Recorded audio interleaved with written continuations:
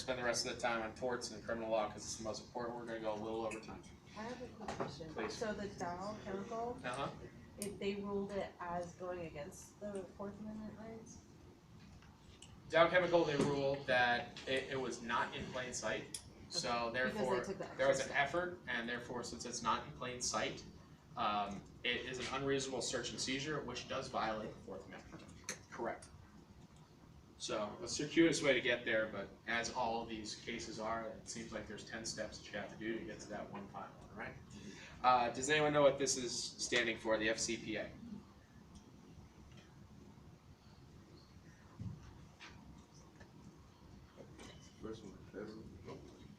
Foreign Corrupt Practices Act. There you go, Foreign Corrupt Practices Act. Okay, there's an entire chapter on this, guys. That's a big one. You need to know that FCPA stands for Foreign Corrupt Practices Act. Okay, under that, does anyone know why we have that or what it covers? Does anyone think of maybe an application that it would happen at? Maybe a meeting of a bunch of countries where there'd be foreign corrupt practices, maybe?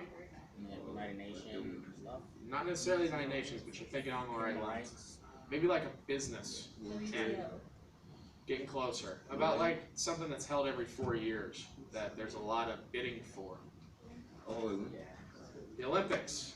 Perfect. That's the huge example. I would say colluding with what on practice of this. Exactly. So, whenever people bid for the Olympics, why do they do that?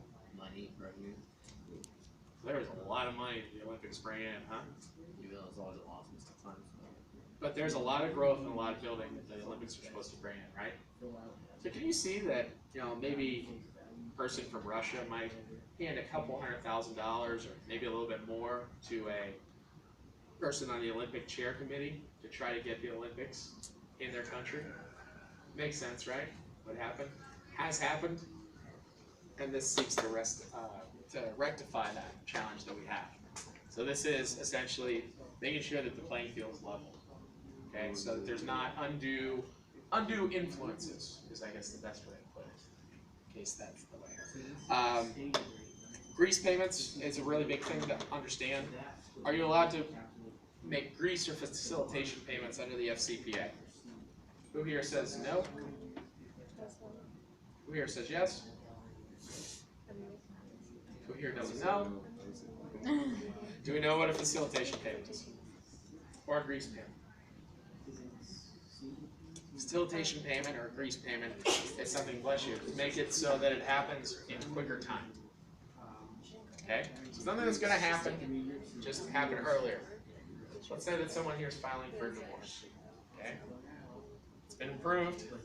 You submit a name change request. And you're just waiting on the courts to approve that and get your name change back. Already done. Usually takes 30 days. In this scope,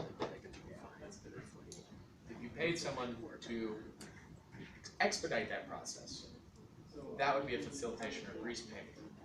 Wouldn't that fall under like bribery and things like that? That's the tricky part. A lot of people think that there's bribery with it. Has anyone here ever applied for a passport? Right? You have two options, right? You can send in a check for, like, what is it, $10? I haven't done it in like 10 years. $10, or you can send one in to get an expedited passport for like $30. Yeah. The $30, that extra $20 is a facilitation payment. It speeds up the process. It doesn't change the outcome. Anything that would change or influence the outcome is a bribe. Facilitation is just to make it go faster. Make it go faster. That's all. Just like paying extra for your prior. Exactly. Exactly. That's exactly what it is. That's a facilitation. Bribery for something that wasn't going to happen. Facilitation Correct. makes something that was. Bribery is outcome. Correct. Bribery deals with the outcome itself. Or someone that is a decision maker. You're influencing a decision maker with a bribe. As opposed to making someone just get on the horse and move along. A little bit different. Agents of SCPA. These are going to be foreign leaders or foreign business leaders or people that work for companies, because we all know that most of our companies are multinational now. All this means is that if you continue to participate in bribes or illegal activities or undue influences overseas are still subject to this law in the United States. Damages are double whatever the benefit would be. That's a really important thing. So, let's assume that Salt Lake City, Utah, in 1998, since the Winter Olympics were there. Now, this has since been modified, so my example is going to be erroneous, just so you know, because this came after, and this was recently changed. But let's just assume that this law was in place whenever they did this. Salt Lake City, Utah made a bribe of $2,000 to a foreign agent who's an Olympic Committee member to get the Salt Lake City Olympics in Salt Lake City, essentially, when they were down to choosing. Benefit would have been $20,000 to the economy of Utah, and they might give you some other information, it doesn't matter. What would the damages be under FCPA? Would the 20,000 consider the damages or the outcome of it? That's the tricky part, huh? I would say yes. Does anyone have any idea? Does anyone have a number? 4,000? Yeah, 40,000. 40,000. 40,000. It's gonna be 40K, guys.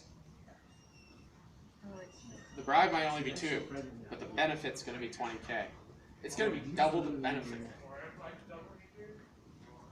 Is everyone okay with that? I see some confused faces. Was the formula like a There's no formula here. It's take whatever the benefits are. And just double it? They'll tell you whatever the benefits are. They're going to say the city is projected to benefit $500,000 from it. Take it times 2. Yeah, so that's the formula. That's yeah. I mean, I guess 2x is your formula. Yes.